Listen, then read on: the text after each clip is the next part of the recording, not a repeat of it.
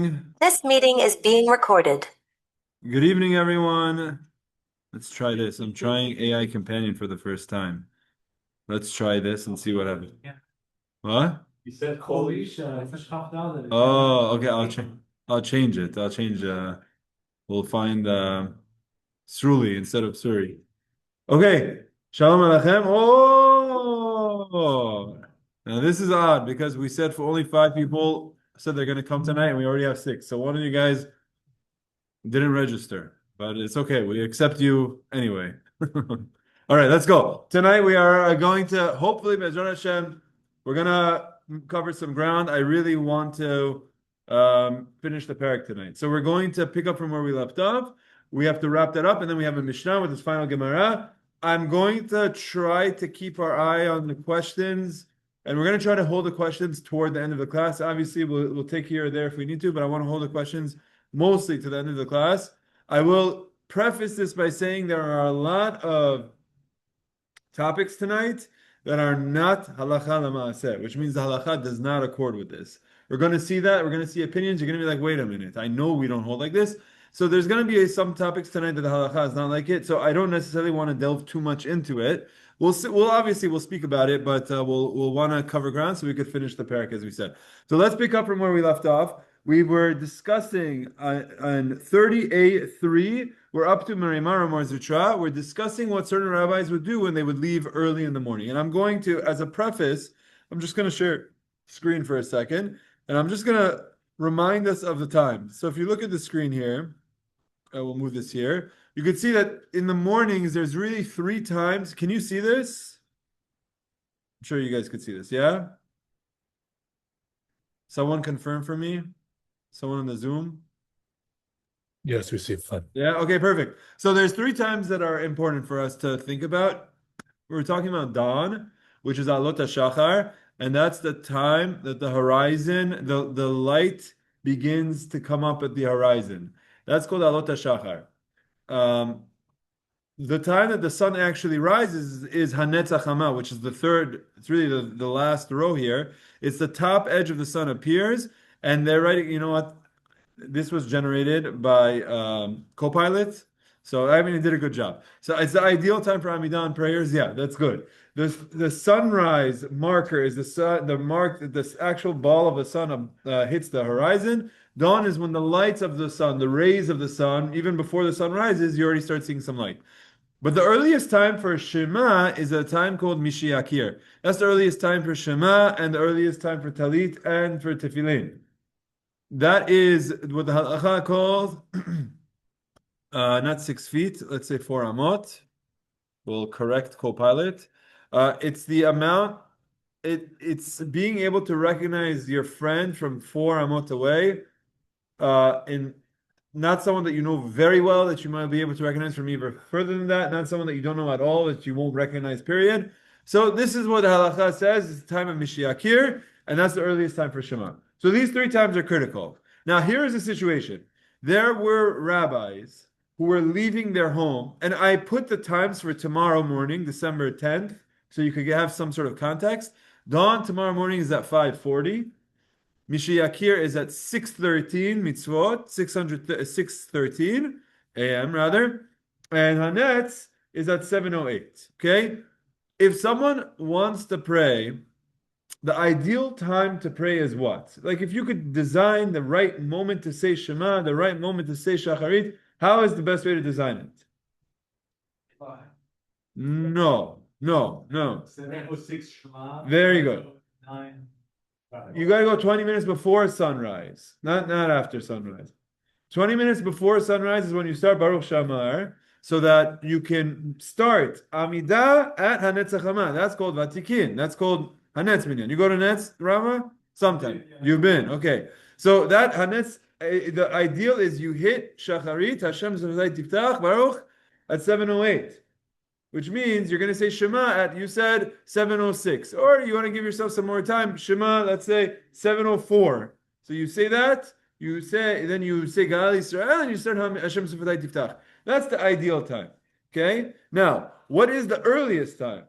The earliest time, even though the earliest time for the ideal time for Shema is to say it at 7:04 in this example, you could already say from 6:13 and you fulfilled your mitzvah of Shema. So you could already say Shema from 6:13. And what about Shacharit? You could already say Shacharit from 5:40. With this in mind, we have a situation, a slew of Rabbanim, that each of them did something else. They have to leave the home, let's say at 6 a.m. So if it's at 6 a.m., you have to leave the home. Guess what? You're not going to be able to say Shema at home before you leave your home. And you're about to travel. So the question is, what's better for me to do? Is it better for me at 5:40 to say Hashem say Amidah while I'm standing and I have kavanah, and then I'll say Shema afterwards? But what happens if I do that? I lose out on Somech Geula Letfilah. Yeah? What's the rule of Somech Geula Letfilah? To say the mitzvah of Shema, say the Shema with his brachot, leading into the Amidah. So now, by the way, the 5 people signing up, I almost canceled class tonight. So you have 8 people here. Next time, you guys got to hit and myself included. You know what? I didn't tap it either. So, my fault. But if you guys are coming, let me know. So I actually almost canceled. Baruch Hashem, we did it. Okay, so here we go. You have the mitzvah of saying Shema with its brachot, followed by Shacharit. So, I mean Amidah. Saying Hashem Shavai Tifsach. The Alot HaShachar, you could say Berachot and things before that. Berachot you could do before. Baruch Shamar you could do. Let's assume bare bones. This person's in a rush, and this person, already Netilat Yadayim, Berachot, all of this you could already do from before dawn. Okay, it gets to 5:40. I have to leave the house at 5:50. 5:50 I have to leave. So I have 10 minutes. Should I say, well, okay, I could already pray Shacharit at 5:40. Let me pray my Amidah, standing, bakavana, with focus, and then at 5:50 I leave. What about Shema? I'll say Shema after 6:13 while I'm traveling. It's not ideal. So, but at least my Amidah, I said standing with kavana. If I do that, what I lose out on is being Somech Geula Letfilah, which means saying Shema before Amidah. That's the order. You're supposed to say Shema and then say Amidah. Or what can I do? I could say, you know what? Let me wait until after 6:13. Then I'll say it all together. I'll say Shema and Amidah. So I'll be Somech Geula Letfilah, but I'll be sitting when I'm praying the Amidah. And I won't have that much kavanah. So we had this machlokes. Yeah, go ahead. Good question. So you can technically bare bones just do your Berachot 30A and jump into Amidah at Alot HaShachar.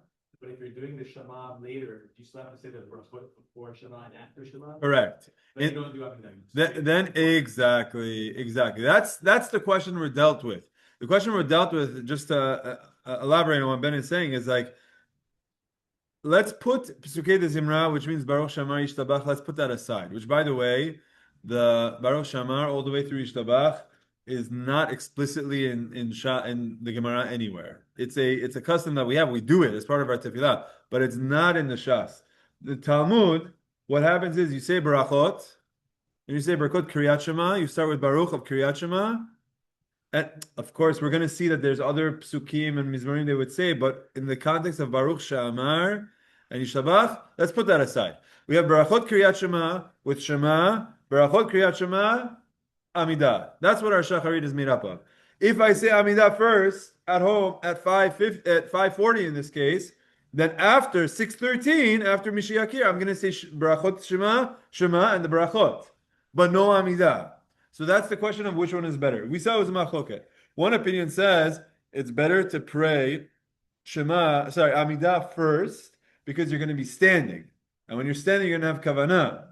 And you'll be able to pray that with kavanah. You're going to lose out on Somech Geula Letfilah. The other opinion said, no, it's better that you do Somech Geula Letfilah, which means you do it in order all after 6:13, even though that means you're going to be sitting, and you're going to be on a boat, or you're going to be on a donkey, and you're going to be like this, riding the donkey. It's better to have Somech Geula Letfilah. That was the machloket we had last time. Now the Gemara is going to talk to us about different rabbis, what they did, and we're going to analyze how they dealt with this situation. So everyone with me, everyone understand the situation. Situation is, you want to leave your home at 5:50 in this case. It's too early for Shema, but you could already pray Amidah. What should you do? Should you pray Amidah now? And you might say, well, just do everything later. Yeah, but doing everything later means that you're going to be traveling. You're not going to be focusing.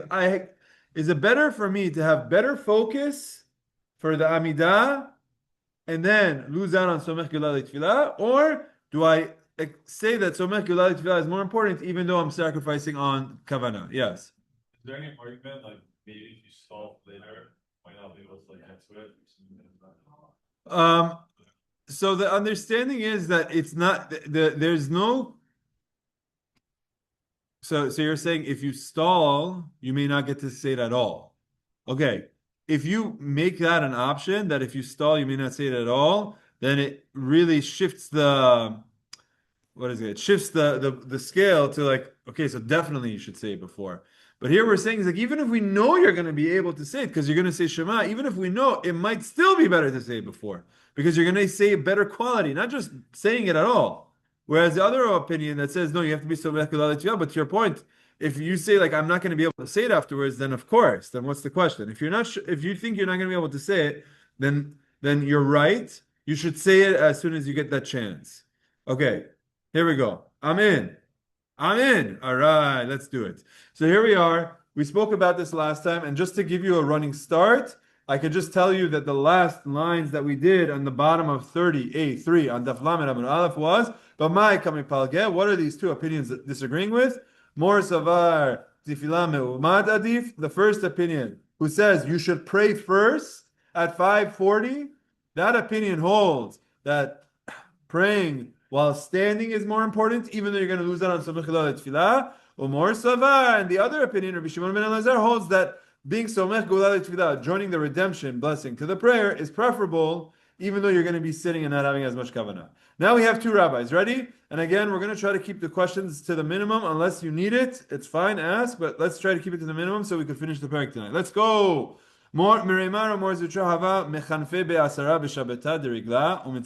Okay. So what would happen is every Shabbat before the Regel, which means the Shabbat before Pesach, the Shabbat before Sukkot, what happened? 30A-3, the column on the right. If they're following the books, it's 30A-3 on the right column of the article. So this is Maremar or Zutra. Every Shabbat before Pesach and before Sukkot, and according to one opinion, before Shavuot, that Shabbat, the rabbis would give a speech from sunrise. It was like a long 6-hour shiur.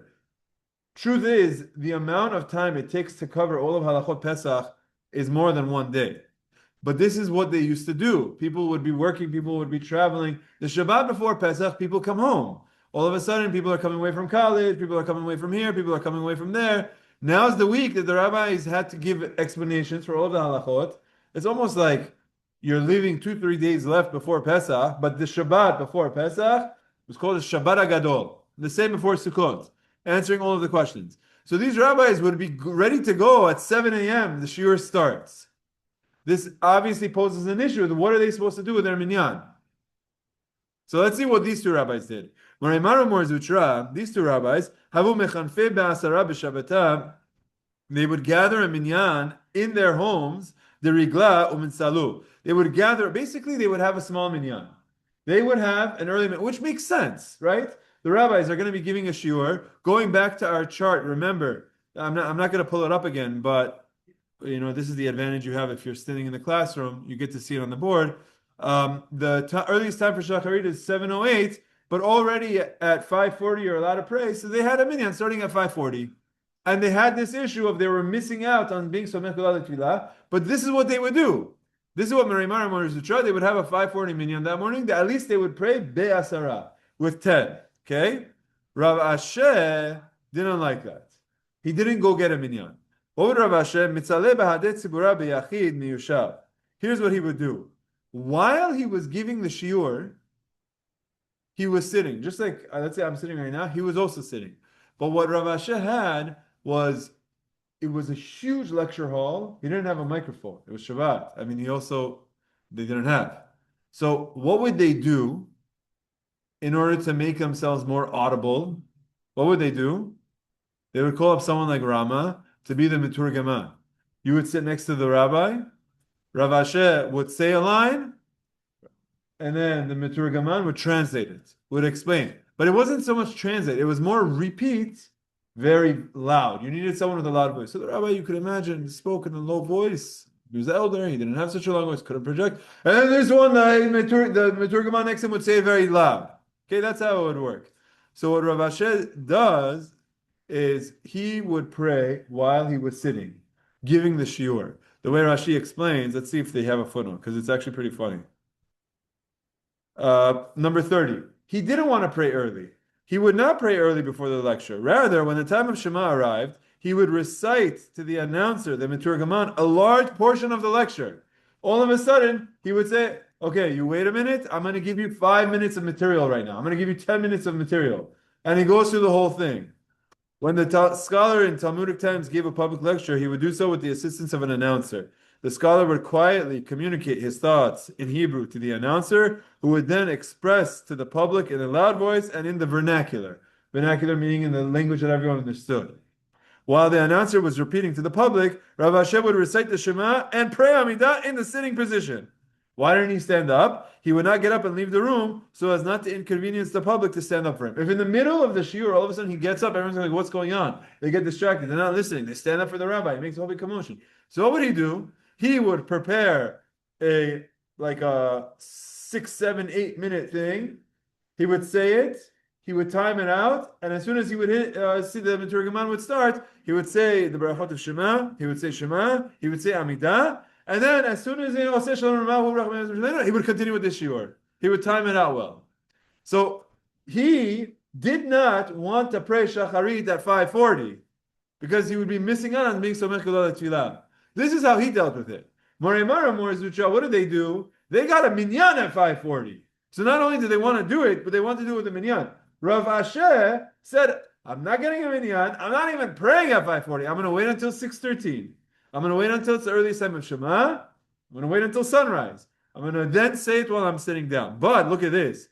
But when he would come home after the lecture, Hadar he would say Amidah again. And this time he would say it standing up. As if to say that I did it the right way the first time. And I was somech geulah tefillah. But since my tefillah wasn't the best because I didn't have as much kavanah because I was rushing it and I was sitting, afterwards, when I have the opportunity to say kavanah, he prayed it again. He held that you can do it again.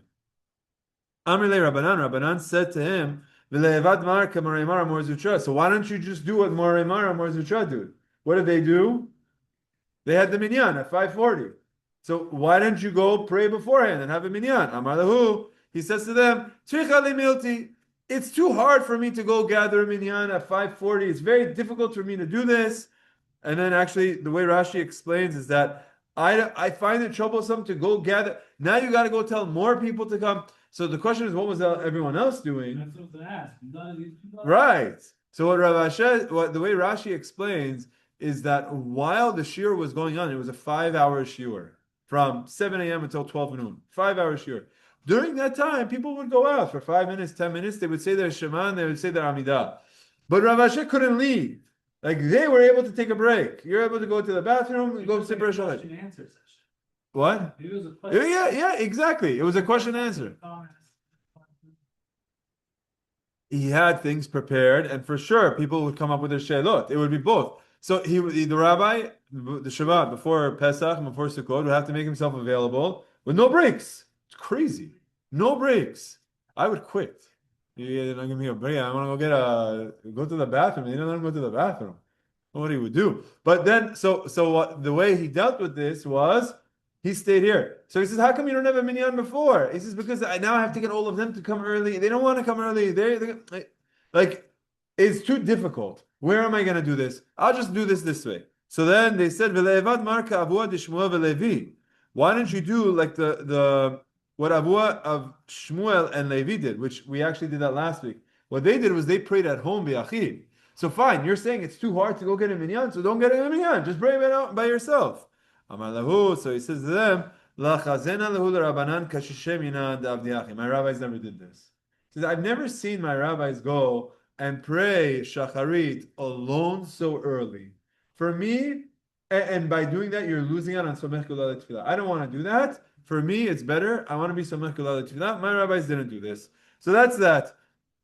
What we see from here is this is in fact the halacha. We saw this in Shulchan Aruch, that the way to do this, the ideal way to do this is. Oh, can you guys see this? Oh, if you're looking, okay. So if you're looking at the screen right now, Yoni, what do you see? You only see the art scroll, right? Okay, but if you want to look at it over here, then you'll be able. Fine, very good. So we had three different approaches. One approach was the rabbis at 5:40. Yeah, let me stop sharing this and share that again, and then we'll move on with the Mishnah. Share this. One approach was dawn is at 5:40, and the rabbis would pray at home. Abu Shmuel v'Levi would pray at home biachid at 5:40. They would leave the house at 5:50, and then afterwards they would say Shema. They would lose out on being somech kol tefillah. Then you had Morimara Murzutra who would actually get a minyan at that 5:40 time. They would actually gather 10 people for a minyan at that time. And then you had Rav Ashi who would say, like, I'm not praying early, I'm going to pray after Misheyakir, and I'm going to say Shema and Amidah, even though I'm going to be sitting. And I know that's not good. So what I'm going to do is I'll pray Shacharit again afterwards, at whatever time afterwards I was able to pray. And then even though you're saying that it's not the best tefillah, but at least I'm somech kula tefillah, so you see that he held somech kula tefillah was more important. Okay? Good? We're going to move on to the last and final Mishnah of the Perek. Yeah. Based on this logic, Yeah. in a situation where we get to Minyan very late, they're like past Shema, they're heading into Amidah. Is it better to pray Amidah with the congregation and then do Shema afterwards, and that's way, or to do the whole start from it? So, You don't have time to do skipping and.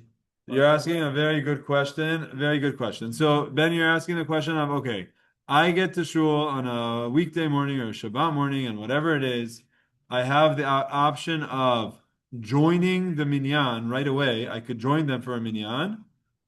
Oops. Or, and then I would lose out on being somech kula tefillah. Or I could stay Shema, so go in order, be somech kula tefillah, but I miss out on joining the minyan. Okay, so what do you think the answer is? What do you guys think? Okay, you got the question? You're coming into the county cell, and all of a sudden you time yourself that, like, look, if I start saying Shema right now, I'm gonna miss saying Shacharit with everyone else. So I'm gonna miss out with praying with the tzibur, praying with the minyan. But if I start right now, I could do Amidah and I could join with them. What should you do? In the table, can you tell us if you didn't start Chazara Amidah with the Minyan, might as well leave. If you didn't, you should start. Okay. Nice. Okay, so you could say it in a nicer way, but yeah. Yeah. Okay. There's probably three factors you have to keep in mind here. Factor number one, the mitzvah of somech kula tefillah is, according to Shulchan Aruch, according to our Gemara, is according to everyone for Shacharit, but by Arvit is a machloket. Whether you have the mitzvah of somech kula tefillah by Arvit is a machloket, and because of that, you already have Rabbi Yeshua who says Arvit is reshut. Things are lighter, and because of that, what Shulchan Aruch says, Arvit, you start straight with the Amidah. Go straight into the Amidah if that's where you walk in. So let's say right now, what time do they start Arvit here? 10 o'clock. Okay? Let's say what time is it going to be until they get up to Amidah? 10, 12. Okay, fine. Let's say it's 10:10. Okay? You go to the bathroom, all of a sudden you took a little bit longer, you're walking down, it's 10:10. You say, should I say Shema right now? And then, like Itai said, you're not praying with the Minyan because they're already starting Amidah. Or do I start Hashem Sefdei Tiftach together with them? I got Minyan, but then I miss out. So the answer by Arvit is you join the Minyan. So Somech kula tefillah by Arvit is not as critical as it is by Shacharit. So we do it, but if it means missing out on Minyan, you do that first. Okay? However, for Shacharit, the factors to keep in mind are exactly what Itai said. You want to pray with the Minyan, but you don't want to miss out on Somech kula tefillah, which means Somech kula tefillah is going to be more critical. So what you can potentially do is say it really fast and time it so that you start your Amidah with the Chazara of the Shaliach Tzibur. So that yeah, you're going to miss Hashem Sifdei Tiftach. But if you could say the Shema, the Berachot of Shema when they started, and be done by the time the Chazan is ready to start Chazara, then you could join him for the Chazara. And if you join him for the Chazara, you're still praying with him in him. It's a little complicated for Kohen. Ah, Kohanim, you guys have your own rules. I can't help you. Sorry? They're like actually starting Chazara. No, you have to be somech kol tefillah. If now you're saying the option is, do I walk in and they're about to start Chazara? Yeah, you don't for shacharit be somech kol tefillah. Bottom line, by 9:30 Minyan on Shabbat. If you get there late, you go in order. You gotta go in order. You gotta go in order. Yeah. Okay, Kohen, you have different rules though. I mean, that's a different question. Okay, gentlemen, we are up to the last Mishnah of the Perek. I really want to finish this tonight. Okay, so let's hunker down. Again, a lot of these halachot are not lamaaseh, but let's go ahead and see it. We are going to start with the final Mishnah of the Perek. It's on Daf Lamed Amud Aleph, Rabbi Elazar ben Azariah, toward the bottom. If you're looking at the art scroll, it's on 30A-30 on the bottom. Rabbi Elazar ben Azariah says, Omer, en tefilat musafin ela bechever ir. He says, the time, the requirement to pray Musaf is only with a Minyan. There is no obligation to pray privately. It's only with a Minyan. This is the opinion of Rabbi Elazar ben Azariah. If there's a Minyan, they pray. If you're not in a Minyan, you don't say Musaf. There is no Musaf in the individual Siddur, just in the Kanisat Siddur. Okay? That's the first one. Chachamim argued. Bechever ir v'shelo bechever ir. Whether you're in a Minyan or by yourself. You got to pray it even by yourself. So the machloket between Rabbi Elazar ben Azariah, says Musaf belongs to Minyan. Chachamim say Musaf belongs to everyone, just like every other prayer. It's not any different. Rabbi Yehuda Omer Mishmo, and then you have the third opinion, Rabbi Yehuda, who comes and he says in the name of Rabbi Elazar ben Azariah, the first one, and he says you got the opinion wrong. The first opinion Rabbi Elazar ben Azariah says Musaf is in a Minyan. And then Rabbi Yehuda says that's not what he said. This is what he said.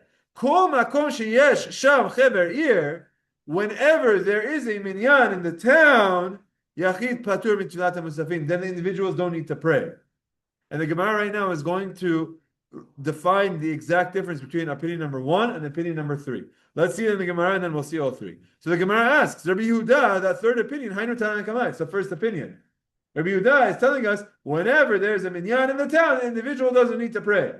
That's saying that the minyan has to pray, not the individual. He says, no. Ika benayu, the difference between them is, Yachid shelo bechever ir. If there's an individual, there's no minyan in the town. If there's no minyan in the town, the third opinion says the Yachid is obligated, which means when Chachamim say individuals need to pray, everyone needs to pray. Okay, so everyone's got to pray. Rabbi Elazar ben Azariah said this opinion that it's only for the minyan. Okay, but what does that mean? Does that mean an individual will never say Musaf? Or does that mean that if there's a minyan in the town, then all of the individuals are patur? Coming to exclude if you go to somewhere far. Give me your most random city. Idaho, it's a state, but okay. You went potato picking in Idaho. You got some Idaho potatoes. And is there a Musaf here? You check your app. The nearest minyan is in Las Vegas. There. What? There's a Chabad that made it to Idaho. Okay, so let's assume Chabad doesn't have a minyan. Sometimes there's a Chabad that doesn't have a minyan. So there's no Chever Ir here. Do you need to pray? So according to the first opinion of our Mishnah, Rabbi Elazar ben Azariah says only the minyan says it. No, you don't say it. You don't say it even though you're in Idaho. Second opinion says, of course you say it. Everyone says it. Individual always says it. The third opinion says, if there is a minyan in the town, individuals don't say it. Which means if you are in New York City, but you didn't make it to shul, you didn't make it to minyan, you don't say it because it belongs to minyan. But if you're in Idaho and there's no minyan in the town, then you should say it. That's really what the third opinion is. So let's say the 3 opinions. Opinion number 1, Rabbi Elazar ben Azariah, is what? Musaf belongs to minyan only. Individual, when does an individual say it? Never. Okay? Second opinion, Chachamim. Everyone says it. When does an individual say it? Always. With or without a minyan. With or without a minyan. So the first opinion says individual never. Second opinion, Chachamim say individual always. And what is the third opinion of Yehuda in the name of Rabbi Elazar ben Azariah? Depends if there's a minyan in town. If there's a minyan in town, individual does not say it. But if there's no individual in town, if there's no minyan in town, individual does say it. That's our three opinions. Okay? Who do we hold like? Chachamim. That individuals have to say it also. Okay? Now, we're going to spend a lot of time talking about these opinions of Rabbi Elazar ben Azariah, and that's why I'm saying the halacha is not going to follow it. So we don't need to delve too much into this. Amar Rav Huna bar Chinina Amar Rav Chia bar Rav. Rav Huna says, halacha keRabbi Yehuda she'amar mishum Rabbi Elazar ben Azariah. The halacha is like the third opinion of our Mishnah. So Rav Huna says the halacha is like Rabbi Yehuda, who says that an individual doesn't say Musaf if there's a Musaf in the town. If there's a Minyan in the town, you don't need to say it. But if you're all alone, you do need to say it. So Amar le Rav Chia bar Ravin, Shapir Kamart. So Rav Chia bar Ravin says to Rav Huna, Shapir Kamart. You said the right thing. When you said the halacha is like this, I agree with you. Why? Damar Shmuel, because once I heard Shmuel say, Miamai lo matzalena tzlota de musafin biachid. Shmuel says, in my life, I have never prayed Musaf alone, meaning I've only said it in a minyan. I've never said it alone, except for once. Oh, sorry, Benardaha, in the city of Nardaha, which was a massive city, and there's always a minyan. I never said it by myself. Lebar me'ahu yoma. By the way, we turned the page to Lamed Amud Bet. Lebar me'ahu yoma, except for that one day. When the king's army came into the town, ICE invaded. They came into the town. They took over the whole area. So everyone stayed home. No one wanted to get deported. They all stayed home. And then the rabbis did not pray. They didn't have minyan. So says Shmuel, I prayed alone because there was no minyan. And then I was an individual in a town that did not have a minyan, so I was required to say it. So it's pretty amazing. This third opinion of Rav Yehuda in the Mishnah that says individual doesn't say Musaf if there's a minyan in the town. We just had three opinions with this. We first said Rav Huna, if I go back up, Rav Huna says the halacha is like that.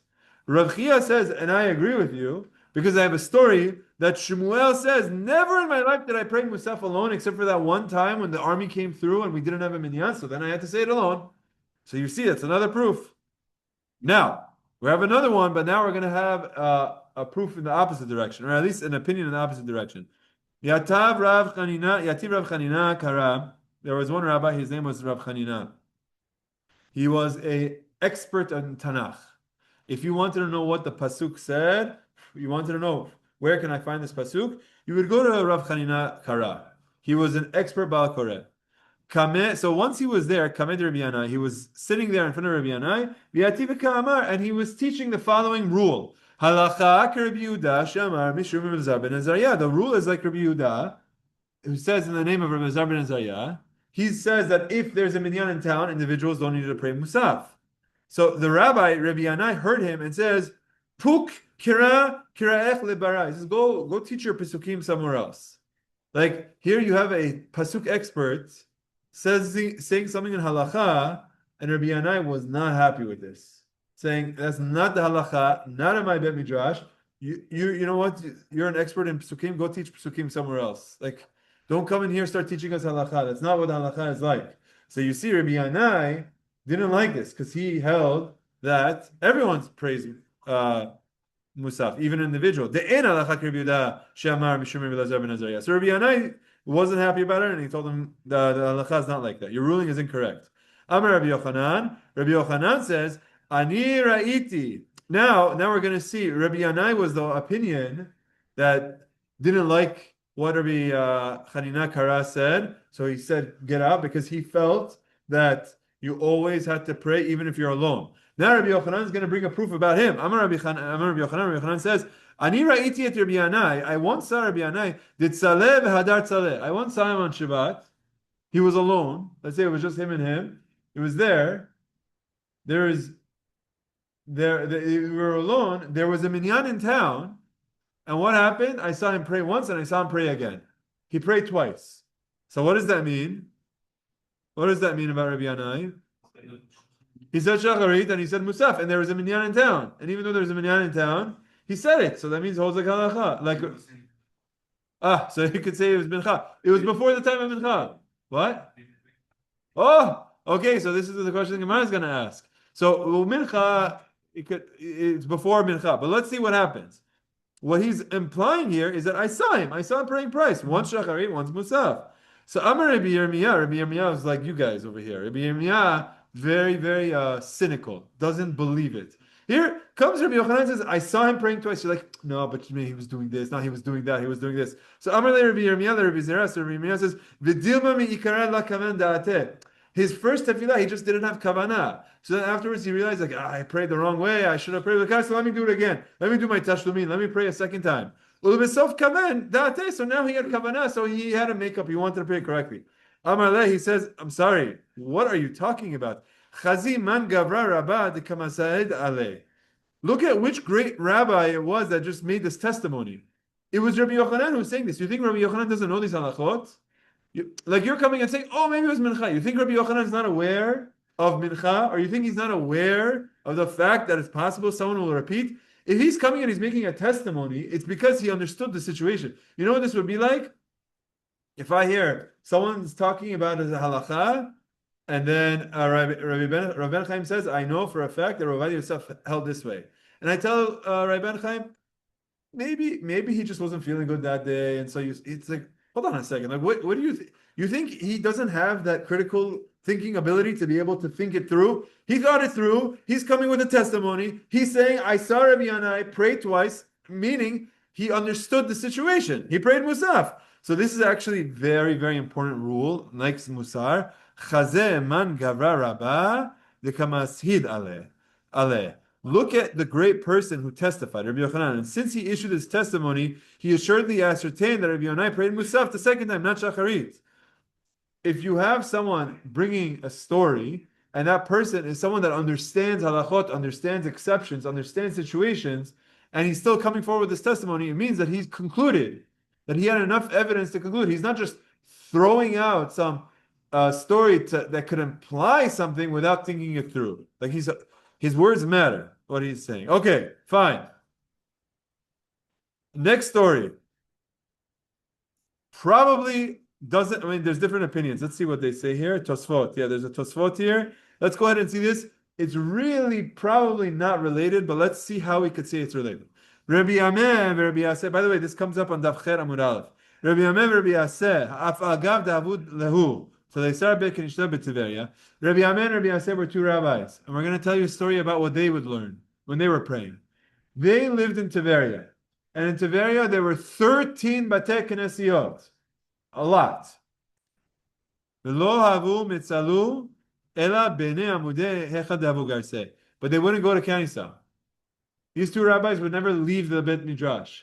Where would they pray? In the Bet Midrash. So when they would pray in the Bet Midrash, they would not be going to Kanisah. So, hold on a second. What does this have to do with the previous thing we just said? What do you think? What? They're not in Kanisah. They're in the Bet Midrash. So they're not with the Minyan. And there's a Minyan in the town. And they're B'yachid. And they're praying Musaf. Is a big assumption here. It's a big assumption. If you understand it this way, this is what the Gemara is saying. The Gemara is saying there was a bunch of Minyanim in town. Rabbi Yameh, Rabbi Yaseh, there were 13 of them. They didn't go there. They were alone in the Beit Midrash, and they prayed Musaf alone. And that's a proof that, like Chachamim, that you pray alone Musaf. Why do you assume there is no Minyan? Maybe this had nothing to do with Musaf. Actually, it doesn't have anything to do with Musaf. What does it say? It says lo havu mitzalu. They would only pray here. Nothing to do with Shabbat. Now, look at footnote number 7 where they're saying, okay, but that includes Musaf. They would pray all their prayers there, including Musaf, not going to any of the local synagogues to pray with a congregation of 10. From this, it's evident that they ruled according to the rabbis. This explanation explains that there was no congregation of men in the Bet Midrash. Like this is assuming that there was no minyan. But the Rambam says that there was a minyan there also. I could show you the Rambam. Rambam 8.3, bam. Ooh, I gotta love this. So the Rambam, I'm gonna read to you what the Rambam would say. Let's see if I can make this bigger. I don't know if that helped. You gotta be able to make the font bigger. Okay, whatever. I don't know if it helped. We'll just do it this way. Bet Midrash Gadol Mibet Knesset. Says the Rambam, praying in a place where you learn Torah is on a higher level than praying in a Bet Knesset. Why? The Chachamim Gedolim and great rabbis. He's talking about Rabbi Amir, Rabbi Aseh. Even though in their towns there were many Batei Knesiot, lo hayu mitpalalim. They wouldn't go to the Bet Knesset. Ela bimkom shayu as oskim sham b'Torah. They preferred to pray where they were learning Torah. Vehu sheitpalel sham tefillat hatzibur. When there was a minyan, they would pray where they would learn when they would have a minyan. Meaning, if they go to the Bet Knesset and there'll be 300 people and it'll be a beautiful minyan, or they could have 10 right there. They preferred to have a minyan of 10 as opposed to having a Berov Amad Melech because it's where they were learning. Which means, according to the Rambam, this Gemara of Rabbi Amir, Rabbi Aseh, they had a minyan, and really this has nothing to do with anything. It's not related to the topic of Musaf. It's not related to this, and in fact, there are some that completely take this out. I believe Tosfot quotes them. They take this. They don't include this story here. This story doesn't belong here. This story we actually learned it on Daf Cher Amud Aleph when we were talking about a certain topic. What were we talking about over there? I'm pretty sure the topic there was related to. Yeah. But it was the end of the previous daf. What's the sword for? Of Daf Zayin. Makom Kavua. Very good. On Daf Zayin, we learned the concept of a person. Daf Vav has the sword, so Zayin is the gun. So I think it's related to the story on the Gemara on Daf Vav, though. Yeah, you're right. It's on Daf Vav. Daf Zayin is the gun. Okay, well done. Well done. You got it. Yeah, good correction. On Daf Vav, we learn the concept of Makom Kavua. You should always pray in the same place. And in the context of that, Rabbi Amir, Rabbi Aseh, they would always pray in the same place and then they would even learn Torah. Yeah, Daf Chet, that's what I said. No, it's not Daf Vav, but it's connected to that section. I mean, yeah, it's close enough. Close enough. But yeah, it comes up on Daf Chet. That's really where this comes up. And there are some that they say this whole Girsah comes out. Okay, anyway, there's two ways you could learn this. You could either learn this that Rabbi Amir and Rabbi Aseh would pray Musaf alone, even though their city had, which is another proof for Chachamim, or you could say this is completely unrelated. It's just we were talking about where different rabbis were praying, so we brought a story that actually belongs somewhere else, tangential, and we can't learn anything from it for our discussion. But let's go back to the topic at hand. That's why some opinions just take this paragraph out. They say it doesn't belong here. Itmar Rav Yitzchak bar Avdimi Mishum Rabbeinu Amar. This opinion says halacha Rabbi Yehuda Shamar Mishum Musaf ben Azariah. You have another opinion to put on the side of halacha like being like Rabbi Yehuda, who says that if there's a minyan in town, you don't need to pray as an individual. Okay, now we're going to pause for a second. We spoke about a rabbi who prayed twice, and Rav Ashi saw, who was it? Rabbi Yanai. Sorry, Rabbi Yochanan. So Rabbi Yanai, that he prayed twice, and he said the first one was Shacharit, the second one was Musaf. Now we're going to talk about other people who would pray multiple times, okay? Who prayed twice. Rabbi Chia bar Abba tzaleh v'hadar tzaleh. Once Rabbi Chia bar Abba prayed, and then afterwards he prayed. Might Amalei Rabbi Zera. So Rabbi Zera said to him, Might Tama Aved Marhachi. Why are you doing this? Is it because you didn't have kavanah the first time? Is it you didn't have concentration, then you realize, I really prayed without concentration, let me do it again. I know you want to do that. You know why you want to do that? Because the halacha is you shouldn't pray if you don't have kavanah. A person should first assess himself. If you can focus, then you should pray. But if you can't focus, you can't pray. So Rabbi Chia, I saw you pray twice. I know that if you were in a situation where you wouldn't be able to focus, you wouldn't have prayed. So it can't be you prayed, you didn't have focus, so you prayed again. So why are you praying twice? Oh, I'll tell you why. Ela delo at karamar deresh yarcha. He forgot Ya'aleh v'yavo. It was Rosh Chodesh. He prayed, and then he said, Baba, I missed Ya'aleh v'yavo. It's Rosh Chodesh. If I miss Ya'aleh v'yavo, I have to go back and say it. But then he says, but hold on a second. Halacha is not like that. Now, I'm warning you. He's going to say something now that is not the way we hold. So it's gonna throw you off. It's okay. He's saying, what do you mean you missed Ya'aleh v'yavo and you repeated it? You don't need to do that. We learned in a Braita, Ta'av elo hitzkir shel Rosh Chodesh be'arvit. If you forget to say Ya'aleh v'yavo at arvit, ein machzirin oto, you don't need to repeat it. Why? Because you could say it tomorrow morning. You missed it at nighttime? That's fine. Say it in the morning. On this? Yes. When did they say Rosh Chodesh during the week, during the times of the Gemara, they had to announce Rosh Chodesh in the morning and then Rosh Chodesh would end that night? Excellent question. So that's coming up with the flow of what we're about to learn right now. The answer is they wouldn't. They would not say Ya'aleh v'yavo the times of the Sanhedrin, because the Sanhedrin would have to declare, there you go, would have to declare Rosh Chodesh in the day, so there was never Rosh Chodesh at night. But post Sanhedrin, post 358 or 359, remember, ChatGPT wasn't sure. Between post that time, which, who is this? Yeah. Rabbi Chia bar Abba. You know, it would be really cool if I could tap his name right now and it says, boom, this is when he was born. That's, you can forget, it wasn't customary before. It was a new thing to do. No, but I don't know if it's exactly a new thing. Hold on, who is this? Let's Google him. Contradicting himself. No, so Rabbi Chia bar Abba. Yeah, hold on, Rabbi Chia bar Abba. This is the hold on a second. Rabbi Chia bar Abba was the 3rd century. Okay, so this actually is a good, very good question. What's his time period? Did you just? You saw, where does it say that? Here. I don't. Wow. Okay. He died in 230, which means the Sanhedrin was still around. But he was in Bavel.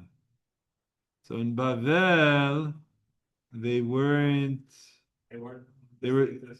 No, not for Rosh Chodesh. That's it. Wow. Okay, this is something that I didn't really flesh out and think through. Very, very interesting.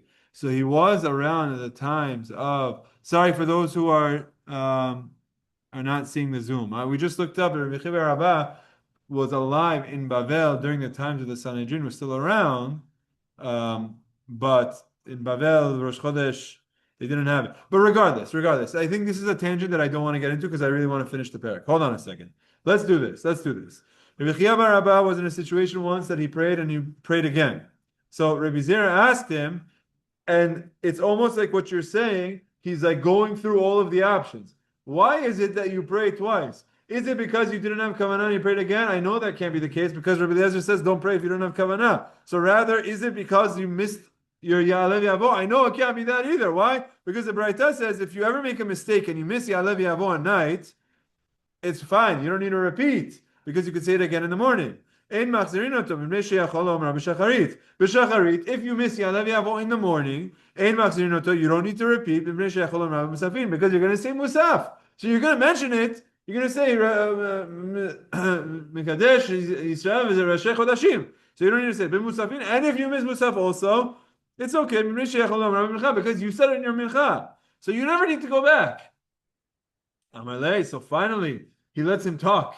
He says, I'm glad you had an entire conversation with yourself. Amalei Rabbi Zera. So Rabbi Zera says to him, Lavit Marala. But didn't we say about that Braita that says you don't need to repeat because you have a chance to say it later? Amar Rabbi Yochanan says, Betzibur Shanu. That's only true with the Minyan. Okay, I'm going to need to read a footnote because there's 2 explanations of this. But again, we don't hold this way. But this is what it says. When praying with a Minyan, the person will hear Ya'aleh v'yavo from the Shaliach Sibur when he repeats the prayer. So what the Gemara is saying here is, hey, if you missed it in Shacharit, you don't need to say it again because you're going to say it in Mincha. And then Rabbi Yochanan says, but that's only true in a Minyan because you're going to hear the Chazan saying it for Shacharit. So since you're going to hear the Chazan saying it for Shacharit and you're going to be able to say it later, you don't need to repeat. Right? This is what he says. This fact coupled with the fact that he himself will recite Ya'aleh v'yavo in the next Amidah, it exempts him from repeating Shemona Esrei. Now, I, however, who was praying alone, was required to repeat. I was alone. You saw me pray once, and then you saw me pray again. And the reason I prayed twice is because I was doing it because I missed Ya'aleh v'yavo and I wasn't in the Minyan. Halacha is not like this. If a person misses it in the Minyan, they also need to repeat, even though they're going to hear it from the Chazan saying it again. Okay? Let's leave that. Now, question. This is important. Question for you guys. You are saying Ya'aleh v'yavo. It says Rosh Chodesh. You forget Ya'aleh v'yavo. You take your 3 steps back and you say, I forgot. How much do you need to wait before you just start? Do you need to take a break between your Amidah and your Amidah? What do you think? Shema, say, first line or something like that, because it's like you say. Yeah. Okay, very good. That's the Gemara in Megillah that says Haomer, Shema, Shema. Yeah, very good. So you have to take a break if you're ever saying Shema twice. That's right. In this context, let's see what the Gemara says, okay? Kama yisheh ben tefillah letefillah. This inquiry applies both in a case in which one must repeat the Shema Esrei because he erred the first time, and also if someone has to pray Shacharit and Musaf. This comes up also. Let's say someone is praying alone on Shabbat, he finishes Shacharit and then he wants to pray Musaf, and there's no Torah reading alone in between. Do you have to take a break in between? The Gemara is going to say, Amar Rav Huna, Rav Chisda, both of them say, yes, you need to take some time. How much time? One opinion says until he is able to enter a mind of chanina, which is making requests from God. Until he is in a mood of entreating and asking things of God. Different words, same meaning. One says until shetitchonen, and one says shetitcholel.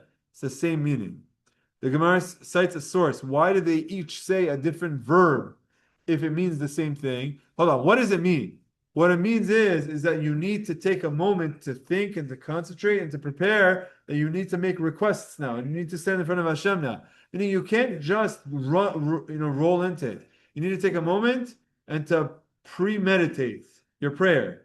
One of them uses the word shetitchonen, which means a supplicatory frame of mind, and one says shetitcholel, an entreating frame of mind. The Gemara says they're just using two verbs from the Torah that mean the same thing. The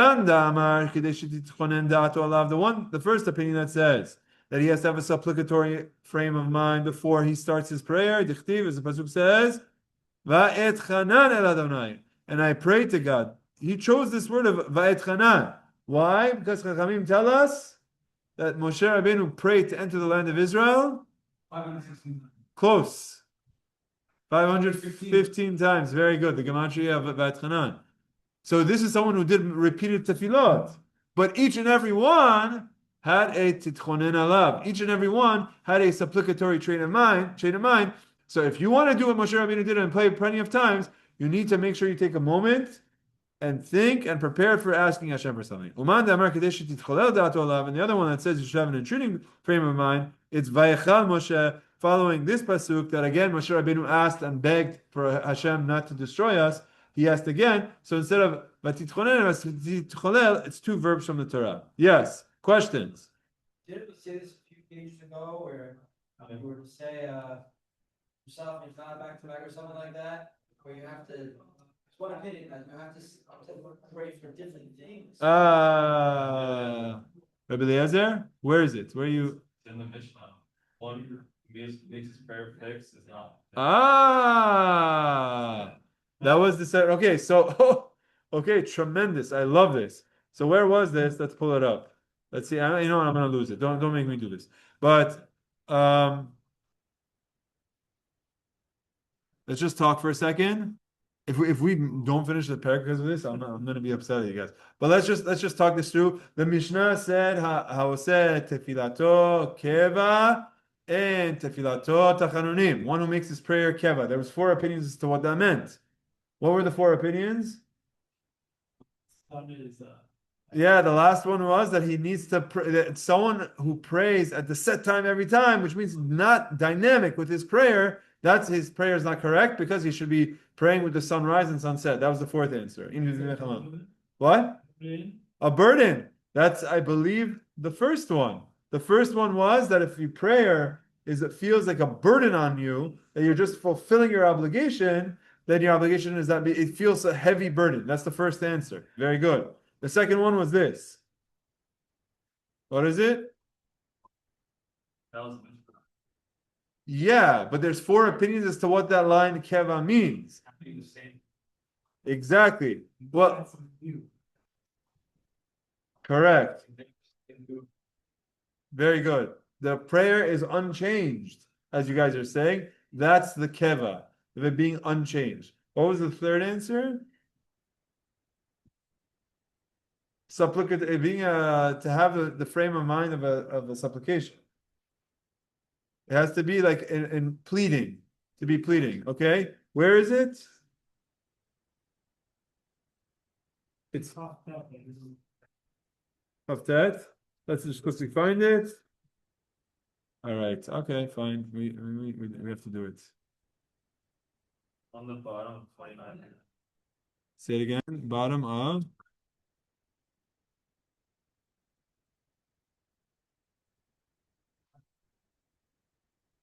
Okay. Let's go back. Previously. 29B. 29B? Okay. Okay, so here we are.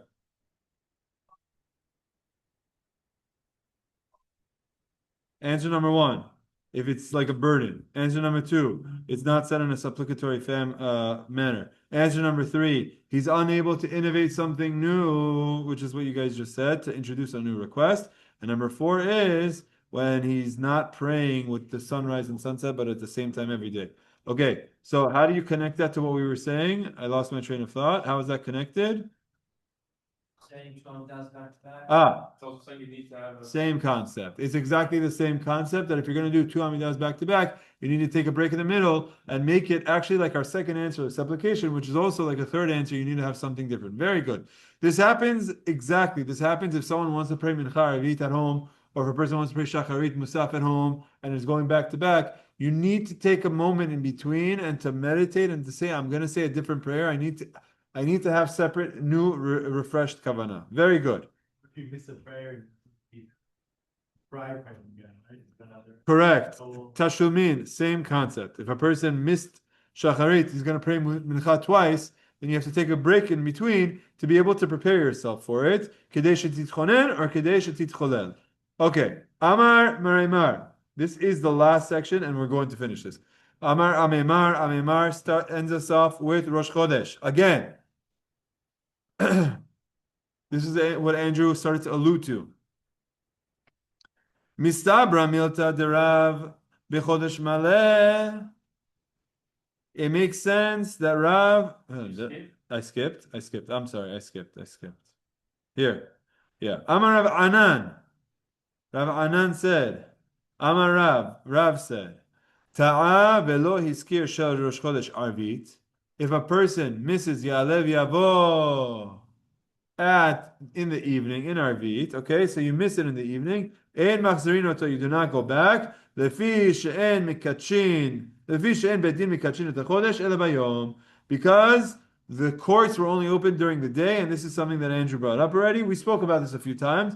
Footnote number 17. In former times, the day on which Rosh Chodesh fell out was not predetermined by the calendar, but it was decided on a month-to-month basis by the central Sanhedrin.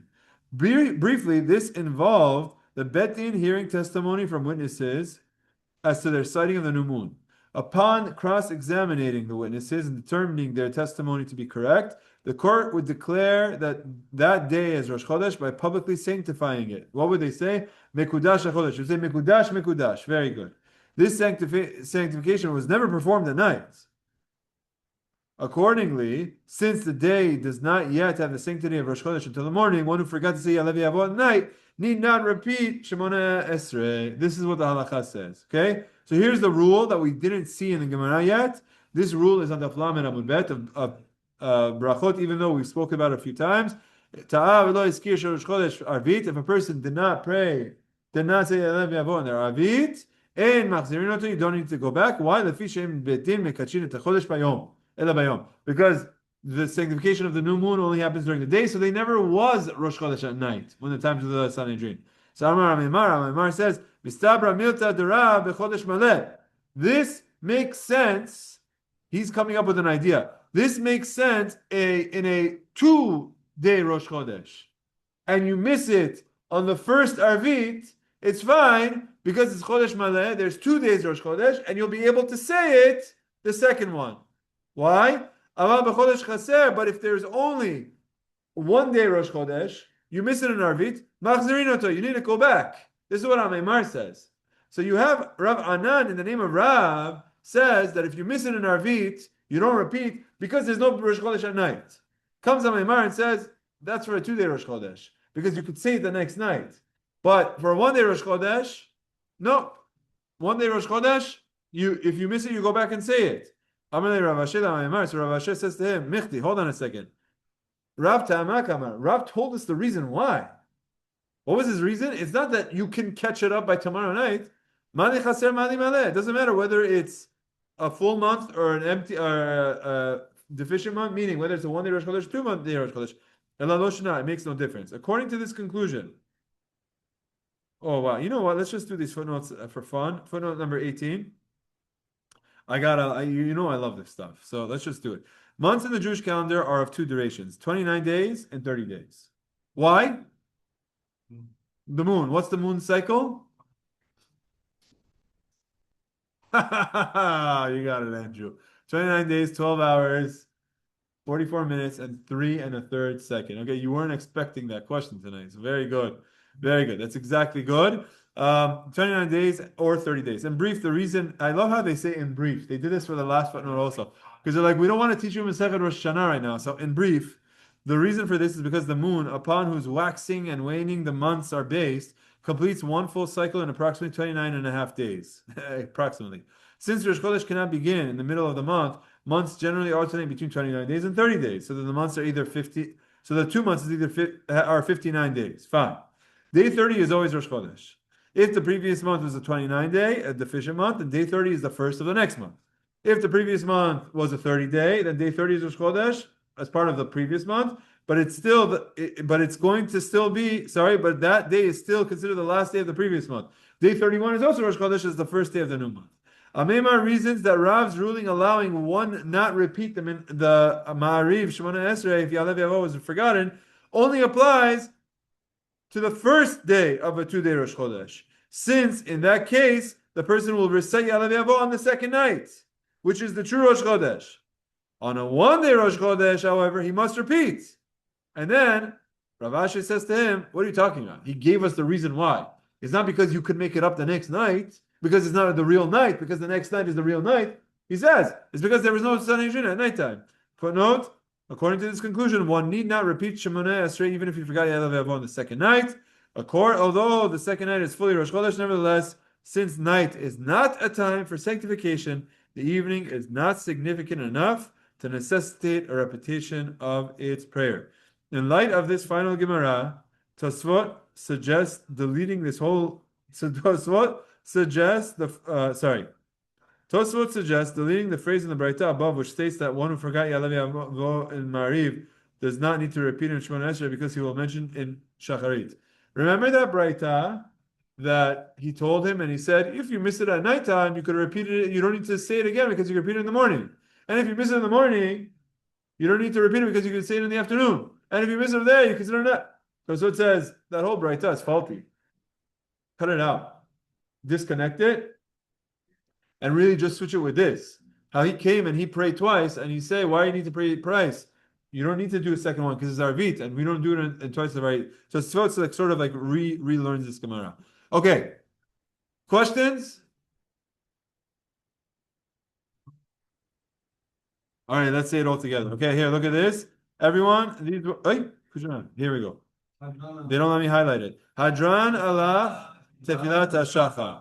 We shall return to you Tefillat HaShachar, which is the name of the fourth Perek. We just finished the fourth Perek, and Be'ezrat Hashem next week we'll do the fifth Perek, and I think it's Chanukah. And I think if it works out, if we have more than 5 people signing up for the shiur, I think we could also try to do a siyum of the fourth Perek, starting with the fifth. We'll talk during the week, hopefully. Let's just sing one shira. What do you sing when you finish? Siman tov, mazal tov, siman tov, mazal tov, siman tov. Everyone, show your video on Zoom. Yelanu,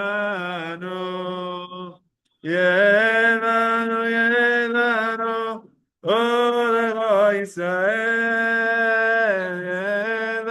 Yelanu, Olech Yisrael.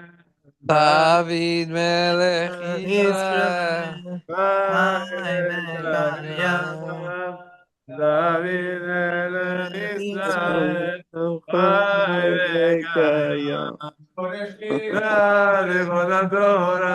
Asher Shira Lechvod HaTorah.